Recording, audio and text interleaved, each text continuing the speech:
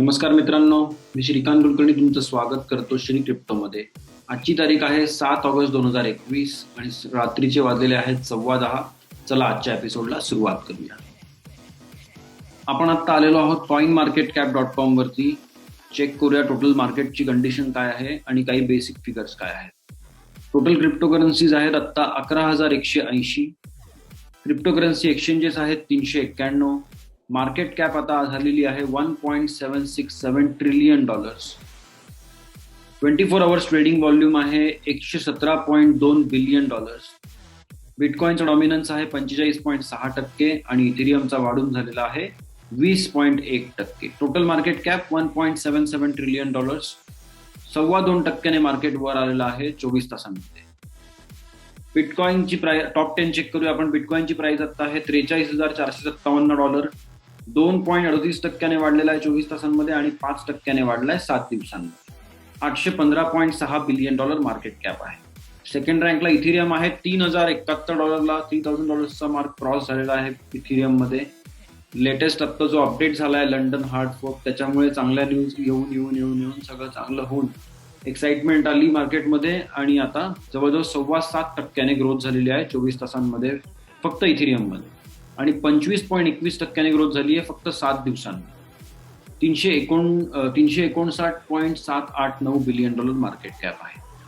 Tether तिसऱ्या नंबरवरती $1 आहे. $62.1 बिलियन मार्केट कॅप आहे. बायनान्स कॉइन आता आहे $350. 2.16% वाढलाय 24 तासांमध्ये आणि 6.69% वाढलाय 7 दिवसांमध्ये. $58.5 बिलियन मार्केट कॅप आहे.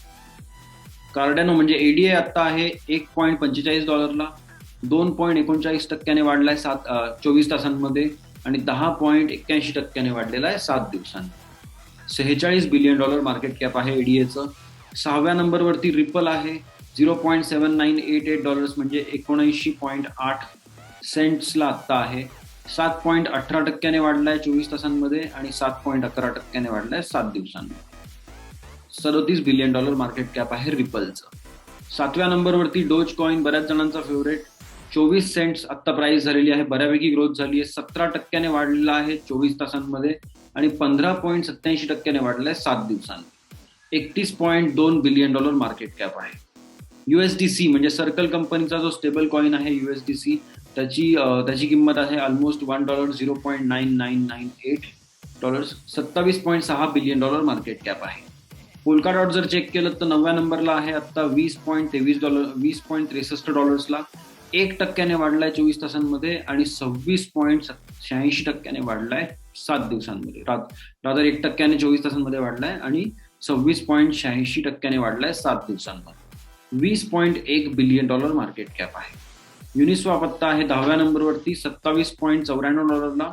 8.3% वाढलेला आहे 24 तासांमध्ये आणि 32.14% वाढलेला आहे 7 दिवसांमध्ये. $16.16 बिलियन मार्केट कॅप आहे. आपले टॉप 10 क्रिप्टोकरन्सीज चेक करून झालेले आहेत. आपण आता वळू शकतो क्रिप्टोकरन्सी जगतातल्या बातम्यांकडे. पहिली बातमी अशी आहे, bitcoin price blasts through $43,000 hitting its highest price since May. May महिन्यापासून आतापर्यंत झालेली हायेस्ट प्राइस जी होती ती आता रीच झाली आहे. $43,000 पर्यंत बिटकॉइन जाऊन पोहोचलेला आहे आणि रादर 44 पर्यंत पण जाऊन तो आता खाली आलेला आहे. तर ओव्हरऑल जर आपण चेक केलं आता तर मार्केटमध्ये पॉझिटिव्ह सेंटिमेंट आहे, पण काही लोक आता सेल करतील या प्राइसला सुद्धा असं मला वाटतंय. त्यामुळे थोडं पुलबॅक होऊन त्यानंतर पुन्हा एकदा मार्केट वर जाऊ शकतं. बघू आता पुढे काय होतं ते. पण एवढं नक्की आहे की ज्या ग्रोथ सायकलची किंवा मग ग्रोथ सायकल कंटिन्यू होण्याची लोक वाट बघत होते किंवा पॉझिटिव्ह मार्केट येईल वाट बघत होते, तर ते आता सुरू झालंय असं म्हणायला काही हरकत नाही. तरी $45,000 पुढे गेल्यावरती आपण ते कन्फर्म म्हणू शकतो असं मला वाटतं. DEXs could see demand boost as regulators target centralized exchanges. आता हे तर आपण मी कायमच सांगतो की सेंट्रलाइज्ड एक्सचेंजेस शेवटी सेंट्रल कोर असल्यामुळे प्लस त्यांना बँकिंग सिस्टीमची पूर्णपणे गरज पडत असल्यामुळे त्यांच्यावरती कुठलाही रेग्युलेटर, कुठलीही गव्हर्नमेंट किंवा कुठलीही एंटिटी, सेंट्रलाइज्ड एंटिटी जाऊन त्यांच्यावरती अटॅक करू शकते आणि त्यांना थांबवू शकते, त्यांच्या सर्व्हिसेस देण्यापासून थांबवू शकते किंवा इतर काही ऍक्शन्स घ्यायचे असतील तर घेऊ शकतात.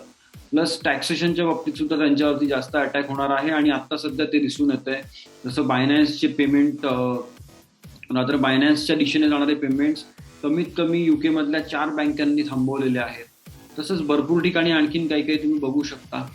तर डिसेंट्रलाइज्ड एक्सचेंजेस म्हणजे शॉर्ट फॉर्म मध्ये डेक्स ज्याला म्हणतात, तर डेक्स ऑलरेडी एक्झिस्टन्समध्ये आहेत, बरेचसे आहेत. आणि त्यांच्यावरती नक्कीच रिस्पॉन्सिबिलिटी आता वाढत जाईल. जसजसं इकडे रेग्युलेशनच्या हालचाली वाढतायत, इकडे सेंट्रलाइज्ड एक्सचेंजेसची रिस्पॉन्सिबिलिटी पण वाढते की त्यांनी प्रॉपर सगळे कामं नीट करावे. पण थोडक्यात काय की रेग्युलेटर्स आणि टॅक्समॅनने जर जास्त अटॅक केला सेंट्रलाइज्ड एक्सचेंजेसवरती आणि रिपोर्टिंग जास्त स्ट्रिक्ट करत गेले हळूहळू, तर डिसेंट्रलाइज्ड एक्सचेंजेसच्या दिशेने मेन क्राऊड जे आहे ते निघून जाईल. आणि मग जे उरलं सुरलं त्यांचं जे काही त्यांना डेटा हवा होता गव्हर्नमेंट्सला आणि रेग्युलेटर्सला, तो सुद्धा मिळणं हळूहळू कठीण होऊन जाईल. थोडक्यात असं मला वाटतं. माझं मत चुकीचं असू शकतं. पुढे वळूया. MyEtherWallet CEO notes two crucial components of Ethereum London upgrade. आता याच्यामध्ये त्यांनी 2 कंपोनंट न देता त्याचे 2 स्टेटमेंट्स फक्त त्यांनी टाकलेले आहेत की इथिरियम मध्ये प्रूफ ऑफ स्टेक कडे जाणं किंवा इथिरियम 2 मध्ये जाणं 2.0 मध्ये हे मॅन्डेटरी होतं. त्या सॉफ्टवेअरच्या आतमध्येच त्यांनी हार्ड कोड करून ठेवलेलं होतं. आणि त्याच्यामध्ये असं त्यांनी कंडिशन्स टाकलेल्या आहेत की एका लिमिट नंतर किंवा एका पर्टिक्युलर ब्लॉकच्या नंतर मायनिंग डिफिकल्टी इतकी वाढेल की कोणी माइनच करू शकणार नाही. ओके. आणि हे ऑलरेडी फिक्स्ड होतं. आणि हळूहळू इथिरियम 2.0 किंवा स्टेकिंग मॉडेल, प्रूफ ऑफ स्टेकचं जे अल्गोरिदम आहे, तर त्या दिशेने वाटचाल होणार होती, पण ती हळूहळू बऱ्याच वेळा लेट झाली. आणि आता ही परत एकदा शेवटची लेट झालेली आहे लंडन फोर्कच्या थ्रू.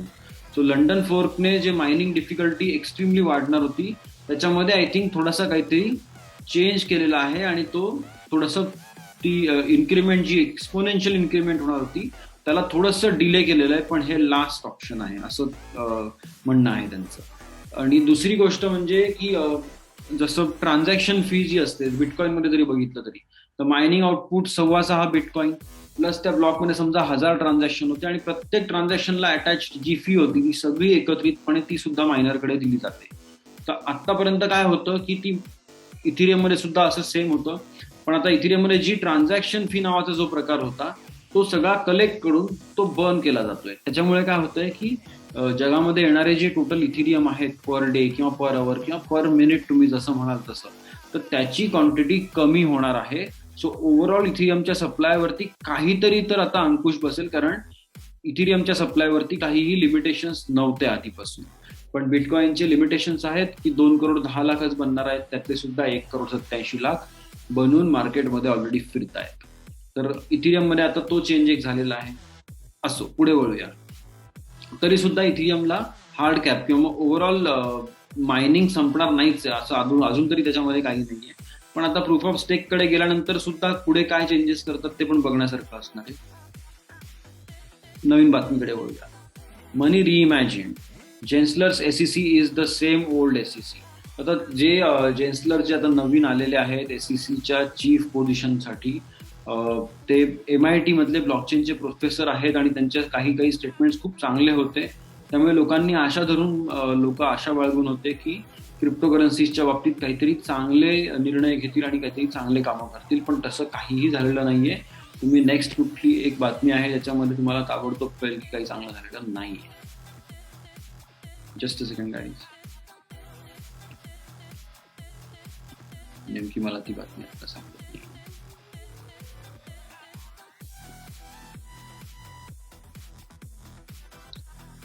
असो, तर एसईसीने ऍक्च्युली एका कंपनीच्या अगेन्स्ट स्ट्रिक्ट ऍक्शन घेतलेली आहे. $30 मिलियन त्यांच्या अगेन्स्ट केस टाकलेली आहे. आणि ती कंपनी ऑलरेडी जे काही फंड्स आहेत ते परत करण्याच्या मार्गावर होती. आणि रादर त्यांनी फेब्रुवारीमध्ये त्या प्रोसेसला सुरुवात केली, पण यांच्याकडून नोटीस डिसेंबरमध्येच गेली होती आणि ते आत्ता हळूहळू कळतंय. थोडक्यात काय की एसईसी कडून आणि यांचे एक स्टेटमेंट जे आलेलं लेटेस्ट चॅन्सलर साहेबांचं, ते असं होतं की जे एक्झिस्टिंग लॉज आहेत त्यानुसार आम्ही ऍक्शन घेऊ शकतो. म्हणजे थोडक्यात क्रिप्टोला काही स्पेशल ट्रीटमेंट मिळणार नाहीये नवीन डोमेन असल्याबद्दल किंवा डिसेंट्रलाइज असल्याबद्दल काही ट्रीटमेंट मिळणार नाही. उलट त्यांनी आता पहिली ऍक्शन जी घेतलेली आहे ती एका डिफाय कंपनीबद्दलच घेतलेली आहे. सो थोडक्यात तुम्ही डिसेंट्रलाइज फायनान्स असाल तर रिअल डिसेंट्रलाइज बना, अदरवाईज तुमच्यावरती सुद्धा अटॅक होऊ शकतो. Binance.us CEO Brian Brooks quits cites strategic differences. आता याला असं तुम्ही रेग्युलेटरी अफेअर्स किंवा मग गव्हर्नमेंटकडून जे काहीतरी स्ट्रिक्ट ऍक्शन्स येणार आहेत किंवा मग काहीतरी होणार आहे याची नांदी म्हणून समजा किंवा काय समजायचं ते समजा, पण बायनान्स सारख्या महाकाय एक्सचेंजचा सीईओ जेव्हा क्विट करतो आणि अशा वेळी की जेव्हा एक्झॅक्टली त्यांच्या पार्लमेंटमध्ये वोटिंगसाठी ऑप्शन आलेला आहे क्रिप्टो टॅक्सचा. अर्थात क्रिप्टो टॅक्स बिल हे काही सेपरेटली सादर झालेलं नाहीये. इन्फ्रास्ट्रक्चर बिलचा एक 28 किंवा मग $30 बिलियन आम्ही क्रिप्टो टॅक्सेशन मधून घेऊ असं त्यांचं थोडक्यात म्हणणं होतं. तर त्याच्याबद्दलच आता जे काही कटकट चालू आहे ती चालू आहे, पण त्यातून आता कुठला मार्ग निवडला जातो ते बघायचा.